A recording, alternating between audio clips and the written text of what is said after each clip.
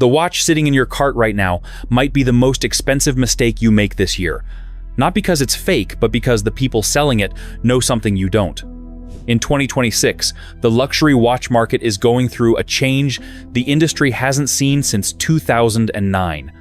The gray market is flooded. Secondary values are collapsing. And certain brands, names you recognize, names with heritage and history, are quietly becoming terrible places to put your money. On the flip side, some watches will make every bit of cash you spend on them worth it. So today, we'll talk about 8 of these watches you shouldn't buy and 4 that you need right now. First, let's begin with the watches you have to avoid. 8 Breitling entry-level models, without the B1. Breitling is a fascinating case study in a brand eating itself from the bottom up. At the top of the catalog, Breitling makes something genuinely impressive. The manufacturer caliber B1, a fully in-house chronograph movement with column wheel actuation, a vertical clutch, and 70 hours of power reserve. It's legitimately good. Watch journalists love it. Forum threads respect it. Then you scroll down. The entry-level Breitling lineup, Super Ocean, certain Navitimer variants, several of the Avenger line, still ships with generic ETA or modified Sellita movements. The same basic engines you find in watches, costing a fraction of the price. And those entry models aren't priced like budget watches. They're priced like Breitlings, which means you're paying $4,000 to $6,000 for a movement your watchmaker sees every day of the week. The problem isn't the ETA or Sellita themselves. Both are reliable, proven calibers. Shin uses them to brilliant effect. The problem is the Breitling Premium. You are paying for the wing logo, the history, and the military pilot mythology.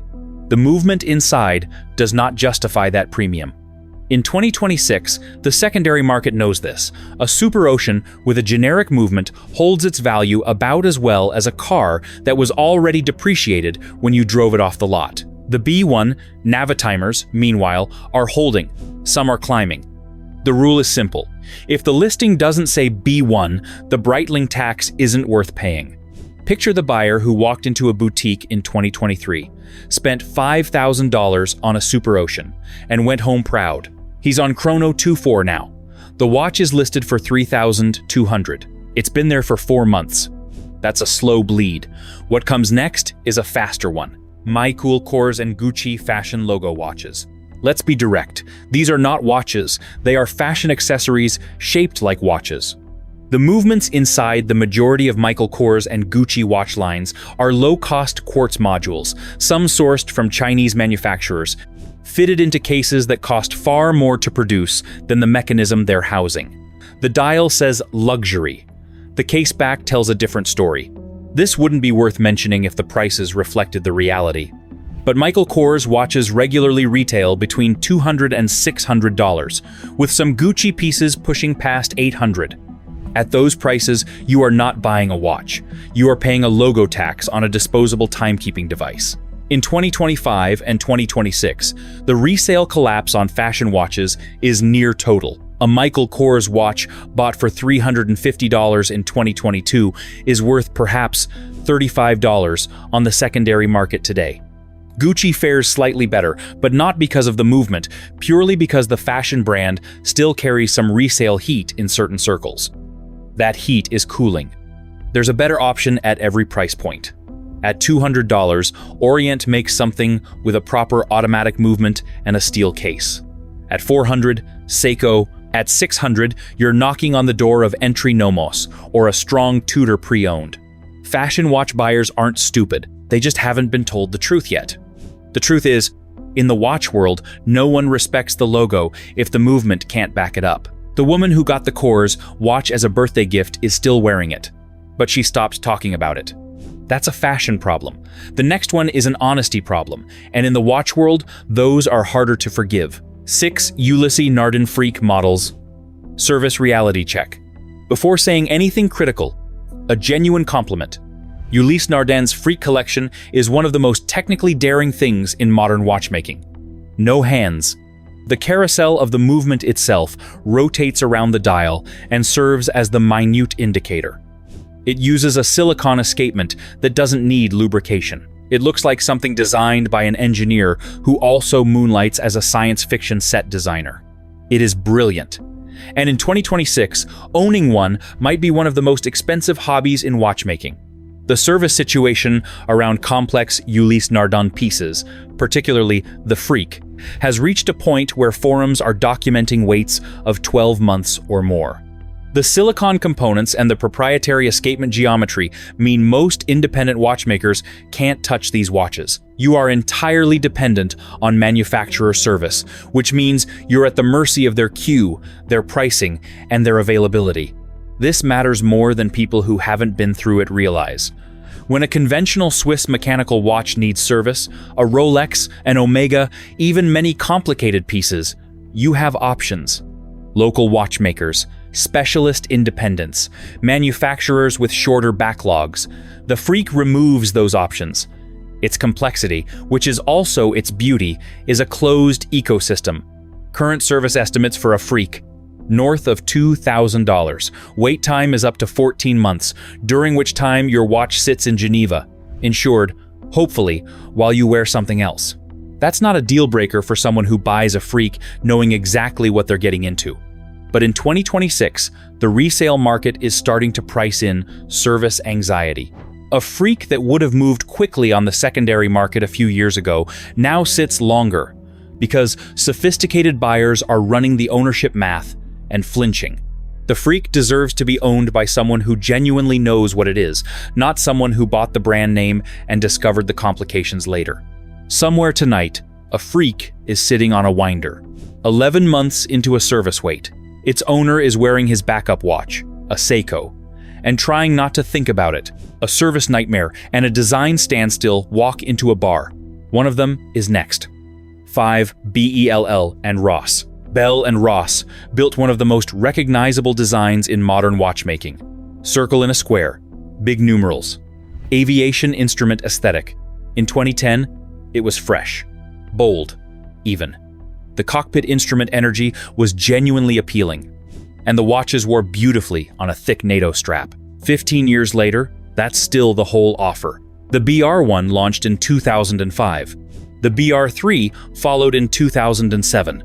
Both looked like they were ripped from a vintage cockpit panel. That was the point. In 2026, the catalog still opens with the same essential concept. The proportions have been tweaked. There have been ceramic models, carbon models, a skeleton version, a diver variant, but the underlying visual language hasn't moved. Compare that to what's happening across the industry. Ergonomic cushion cases are having a moment. Brutalist, asymmetric designs from independent watchmakers are getting column inches. Bell and Ross's competitors, even within the aviation theme category, have evolved.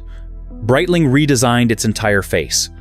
IWC refreshed the pilot's watch family with new movements. Even TAG's aviation pieces have shifted silhouette. Bell & Ross has not shifted. The brand looks exactly like a brand that found something that worked in 2007 and decided not to risk it. That's a business strategy. It's just not a growth strategy. There's also a movement question worth raising. Most Bell & Ross pieces at the $3,000 to $1,000 to $5,000 range use movements from ETA or Sellita, reliable, workmanlike calibers that again don't match the premium being charged.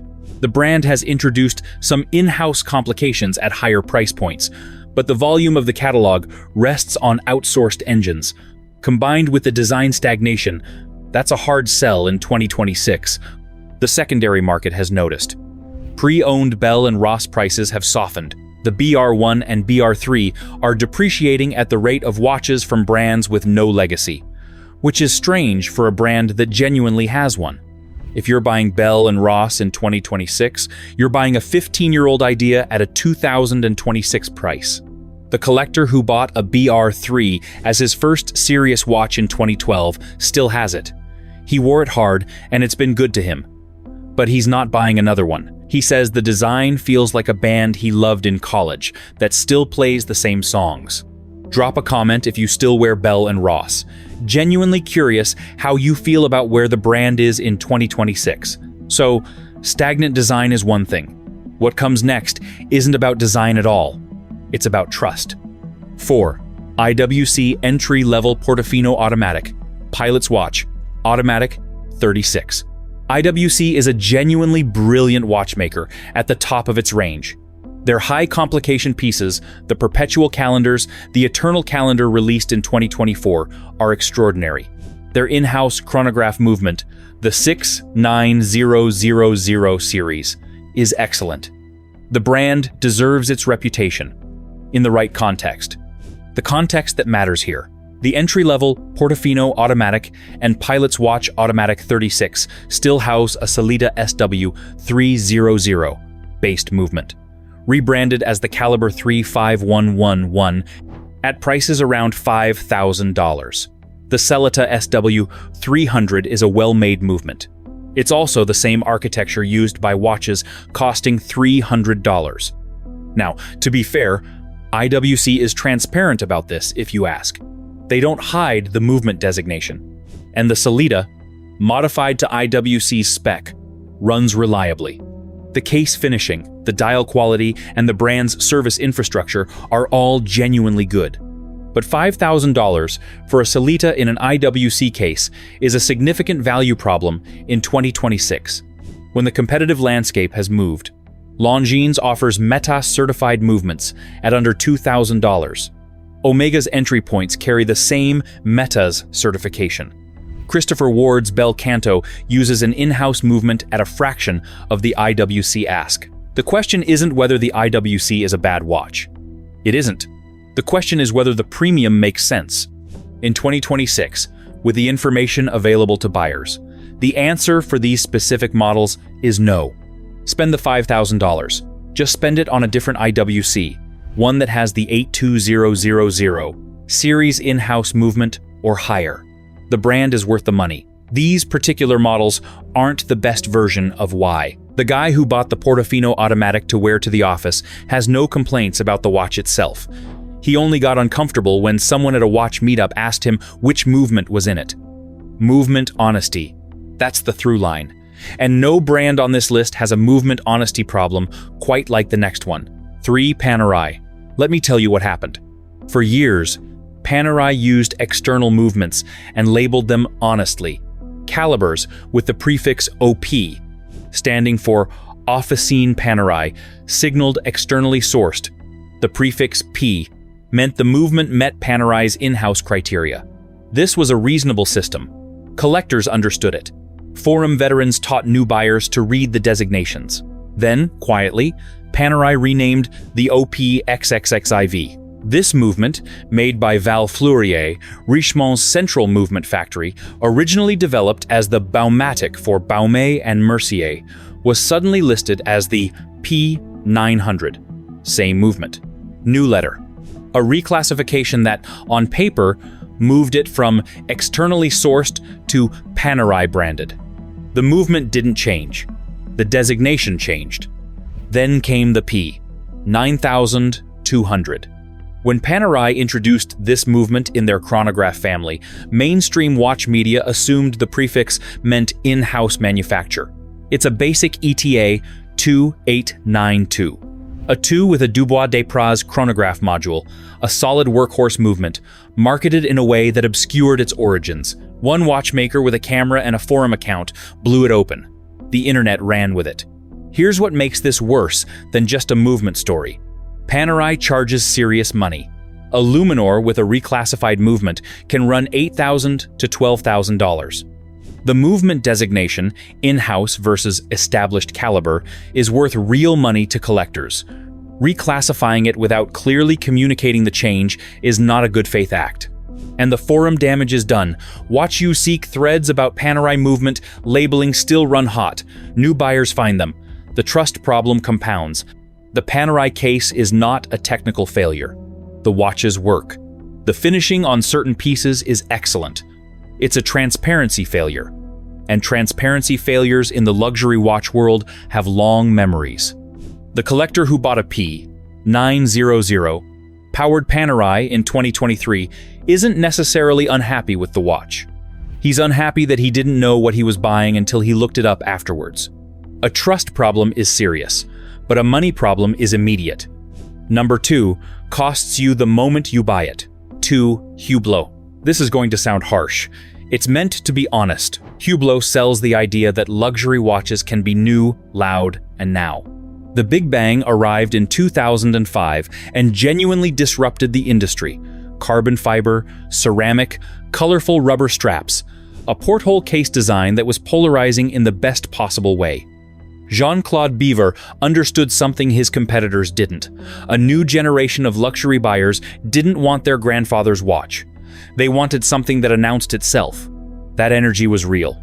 The LVMH acquisition in 2008 turned the volume up further. Celebrity partnerships, limited editions, the kind of marketing that made Hublot feel like a cultural event more than a watchmaker. Then the resale market told the truth. In 2026, auction data confirms what secondhand dealers have known for 2 or 3 years. Big Bang models are losing between 48 and 55% of their retail value within 12 months of purchase. You can verify this on Chrono24 right now. Sort by Big Bang Unico. Look at listing prices versus retail. The gap is consistent and striking. The movement story doesn't help. Many Hublot pieces at the entry and mid-level use the Unico movement, marketed as in-house, which is a Zenith-sourced movement that Hublot has modified and rebranded. The watch press knows this. Forum veterans know this. In 2026, the buyer who does 30 minutes of research knows this. The deeper problem is design fatigue. The Big Bang aesthetic was bold when nobody else was doing it. Now Hublot's own catalog is full of variations on the same porthole. Diamond versions, skeleton versions, colored resin versions, limited artist collaborations. The novelty that launched the brand has become the wallpaper the brand can't escape. This doesn't mean the watches are terrible. Some people love them and always will. But it does mean that in 2026, paying retail for a Big Bang is paying a premium on a watch that will be worth roughly half as much the moment you wear it.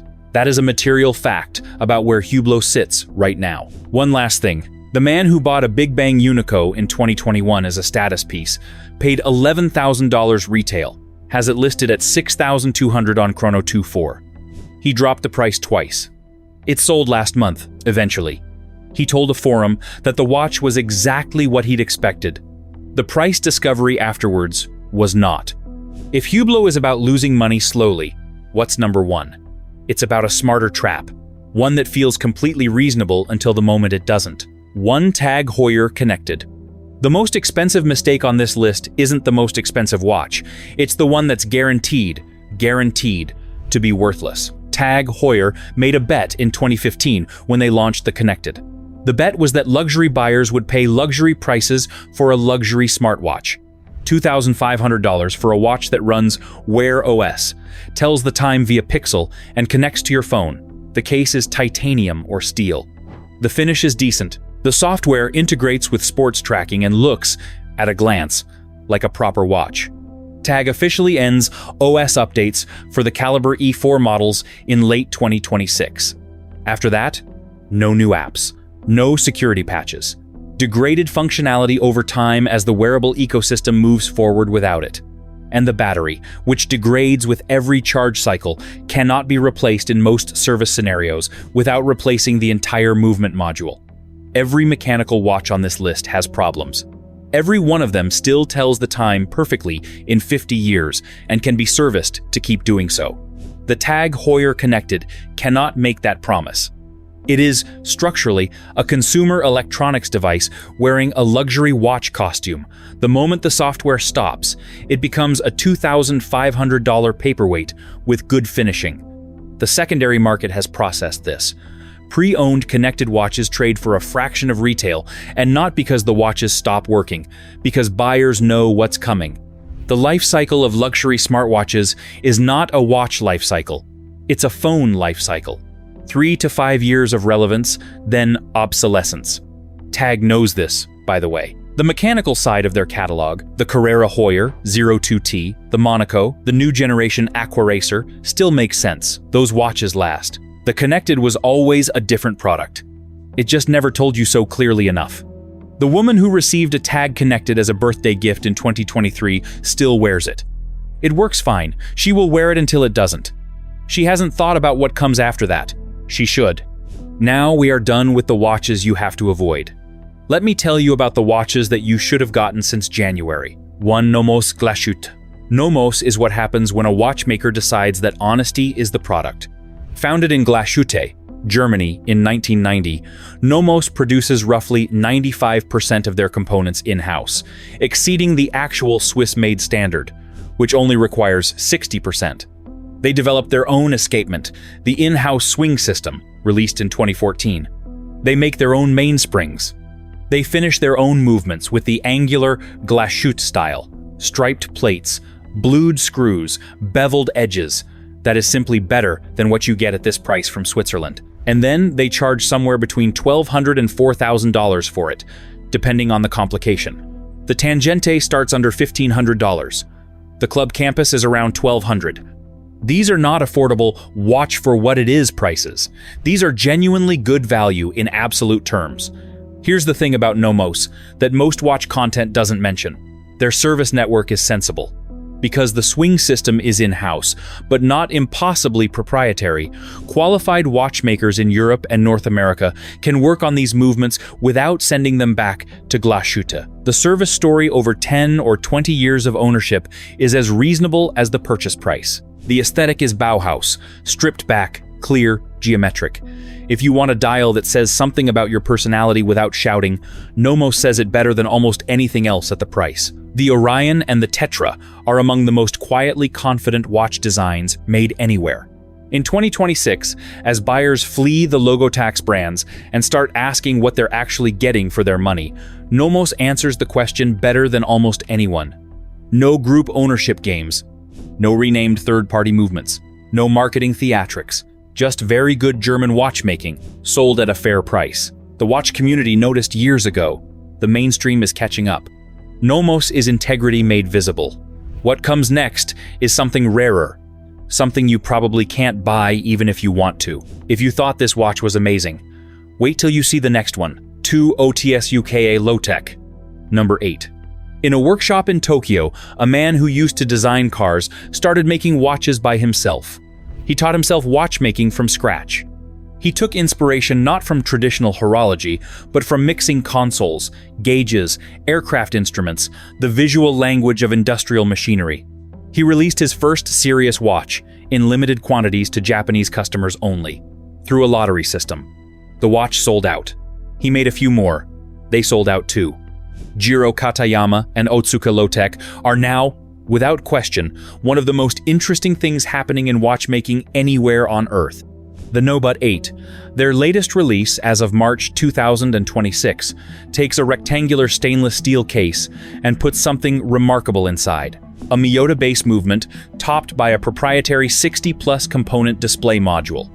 Time is read via a jumping hour indicator on the left side and a retrograde minute hand on the right, both snapping to position with the kind of mechanical drama that makes watch collectors lose sleep.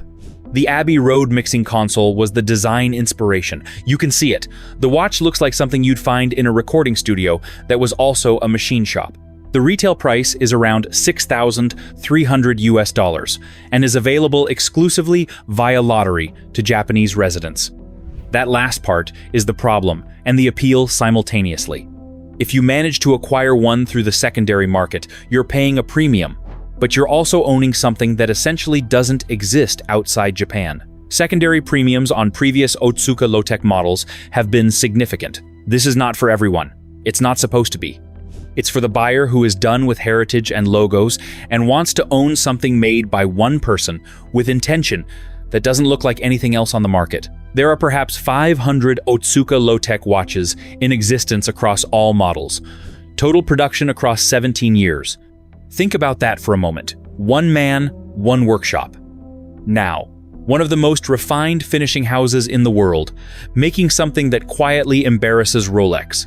Before I go on, which of these two brands I have mentioned do you actually own? Or which one appeals to you the most? Before we move on to the next part, let me tell you this.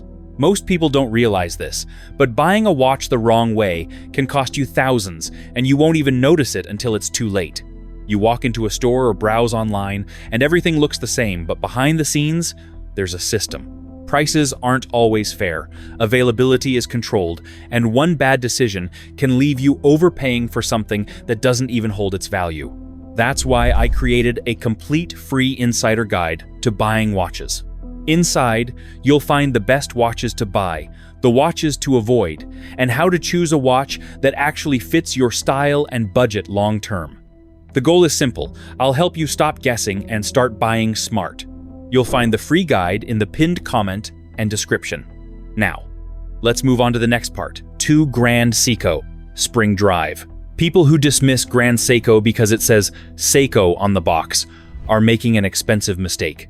The Spring Drive, developed entirely in-house by Seiko, is the only watchmaking innovation of genuine mechanical significance in the last 50 years.